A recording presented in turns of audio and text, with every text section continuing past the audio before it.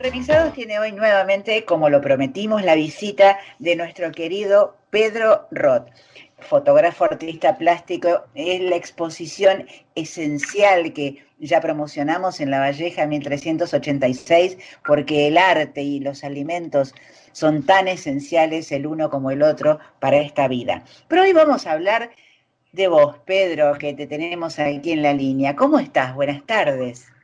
Buenas tardes, estoy bárbaro, estoy muy feliz de hablar con ustedes. Contanos un poquito más de Pedro Roth, cómo fue que llegaste a nuestro país en aquellos años 50, un poquito de Pedro Roth, el ser humano, más que el artista todavía.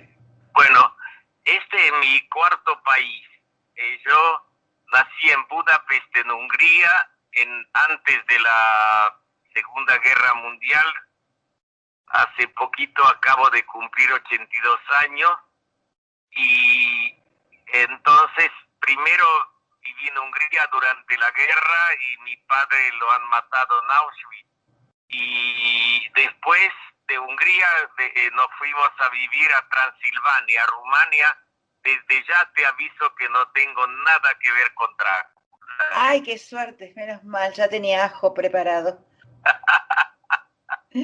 No soy pariente. Bueno, Así que un alivio. de ahí nos fuimos a Israel, que era la única manera de salir de esa zona, y yo ya tenía 2 tíos viviendo aquí en la Argentina, ¿no? Y de Israel nos fuimos primero a Marsella y de ahí nos fuimos hasta Génova, donde tomamos el barco Salta, que era el barco argentino, y en el 54 vinimos a vivir a Buenos Aires. Pues ya había 2 tíos míos que vivían acá. Uno llegó en el año 1938, compró un pasaporte argentino falso al cónsul argentino en Monte Carlo, y después dicen que la corrupción es una cosa moderna. Por Dios. Y llegó acá y lo metieron en cana inmediatamente por venir con un pasaporte falso, pero por suerte se salvó la vida, ¿no? Y yo llegué acá y empecé enseguida, fui a trabajar a una fábrica de mi tío, el primer tío que vino acá, que era doctor en medicina y doctor en química, y tenía una fábrica de jabón, y yo trabajé ahí, y ahí aprendí a hablar castellano en la fábrica. Tanto es así que cuando rendí 6º grado libre, porque tuve que volver a hacer todo el bachillerato de vuelta, la composición que me pidieron que yo haga se llamó El Caballo, y entonces yo veía que los profesores que me tomaban el examen se estaban matando de risa porque yo puse el caballo labura en el campo, porque yo aprendí en la fábrica, ¿no?, a hablar. Y entonces así aprendí a hablar yo castellano, ¿no? Y tu madre te dio un gran consejo antes de irte acerca de lo que te ibas a dedicar. Sí, me dijo, bueno, si vos querés tener una carrera universitaria, además tenés que tener un oficio, porque nos vamos a otro país, va a haber que revalidar. Entonces es bueno siempre tener un oficio. Y mi maestro, Sándor, el fotógrafo que me enseñó a sacar fotos a mí, también yo fui a trabajar de aprendiz a lo de él, y él, que tenía 7 títulos universitarios, tuvo que trabajar aquí de fotógrafo porque no revalidaron ninguno de sus títulos. ¡Qué bárbaro! Y estuviste muchos años trabajando como fotógrafo, sí. Porque bueno, pasaste por todo Bellas tipo Artes. de fotografías, pero trabajé muchos años en la fotografía periodística, en Claudia, en 7 días, en Disney Club, en Panorama, en 7 días, un montón de lugares, en Editorial Abril, en Editorial Atlántida. Y con Ruth Bensacar esos 20, 35 años. Y después años. Empecé a trabajar en las obras de arte, y trabajé para Ruth Bensacar porque me fui a estudiar cine a La Plata, porque me recibí de bachiller y me fui a estudiar cine a la Universidad de La Plata, Escuela Superior de Bellas Artes. Ahí conocí a Raimundo Gleiser, que es uno de los tantos desaparecidos que hubo acá, y entonces por él conocí a Ruth Benzacar, porque la hermana del marido de Ruth, él le sacó las fotos del casamiento, y yo fui un día a cobrar y ya me quedé para siempre con Ruth, y yo la ayudé mucho porque ella, cuando yo la conocí, no tenía galería de arte. Ajá. Vivían en Caballito, en un PH, y el marido de Ruth se fundió un día, y entonces empezaron a vender los cuadros que tenían en la casa que habían comprado, y así empezó Ruth a ser galerista de arte, y yo le presenté a Berni, a Castañino, a Valle Planas, a un montón de otros artistas, y ella empezó a hacer marchand, y yo estuve muy cerca de lo que ella hacía, ¿no? Como fotógrafo. Y vos te estabas incursionando ahí, haciendo tu red de artistas, de la red que después fueron los del Ditela. En tus muestras estaba Marta Minujín. Yo ya me fui a vivir con los artistas, básicamente. Claro, sí, Estuve en todos lados con los artistas, en el Ditela, mismo con Ruth, y empecé a sacar fotos para, por ejemplo, el primer Partenón de libros de Marta Minujín en 1983, todas las fotos de la secuencia, desde que empezaron a construir el Partenón hasta el final, yo saqué todas las fotos de eso, del Ditela, y estuve con I Musicisti en la cooperativa porque hice un audiovisual sobre el teorema de Tal, es una cosa, un espectáculo que se dio en el teatro del Instituto Ditela, y de a poco fui siendo parte de este mundo, y ahora soy pedazo de la historia del arte argentino, ¿no? ¿Y cómo llegas al dibujo, Pedro?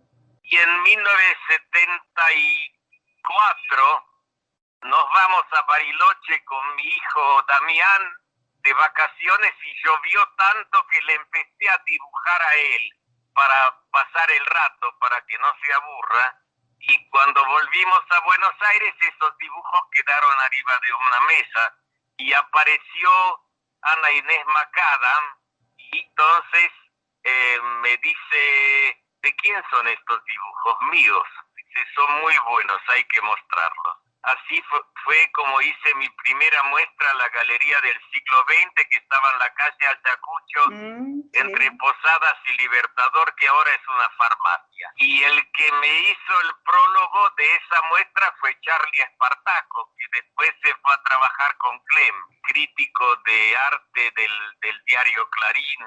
Y algo pasó esa noche, porque yo la vi a Marta Minujín con una vela en la mano. Claro. Y esa noche se cortó la luz, y entonces todo el mundo miró la muestra con velas, y yo saqué la foto con flash. Entonces queda rarísimo ver la gente con las velas. Totalmente. Mirando a plena luz la muestra con las velas, ¿no?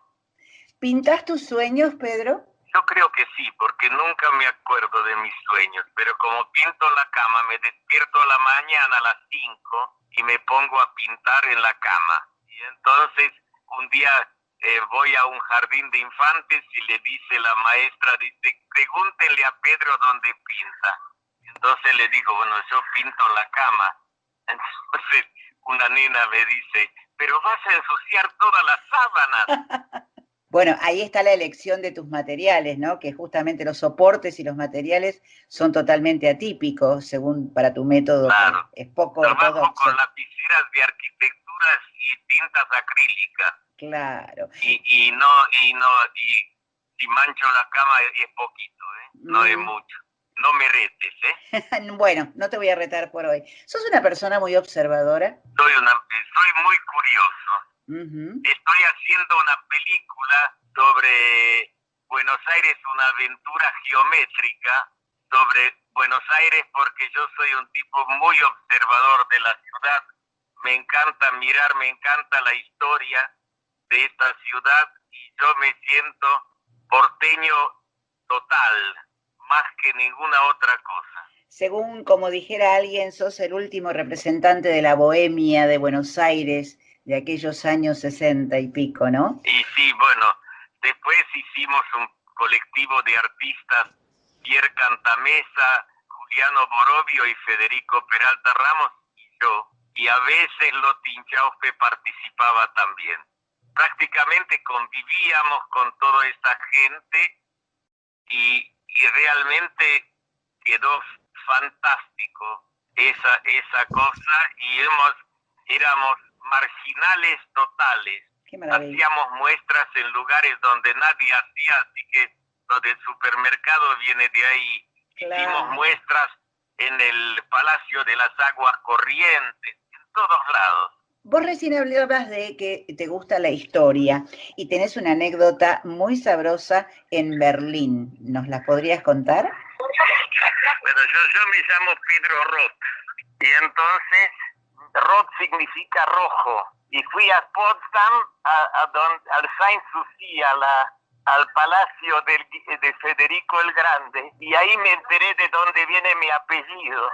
Federico el Grande vendía los apellidos, y entonces los apellidos de color como el mío, que es rojo, es barato, apellidos baratos. Y los apellidos que tienen que ver con oro, con piedras preciosas, Goldberg, Goldstein, Rubinstein, Diamen, Dilberman, todos esos que tienen que ver con piedras preciosas, con oro, son apellidos caros. Entonces vos tenés uno de los apellidos baratos de la época. De la época, sí. Otros apellidos quedaron como Mersa. Ay, qué bueno el término de aquellos años, Mersa, me acuerdo.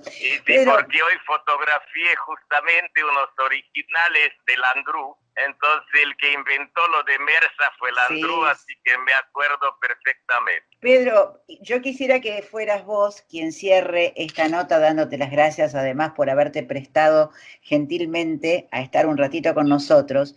Y te hago la siguiente pregunta. ¿Cómo querés ser recordado? Y yo me gustaría ser recordado como un anciano venerable y no como un viejo de mierda.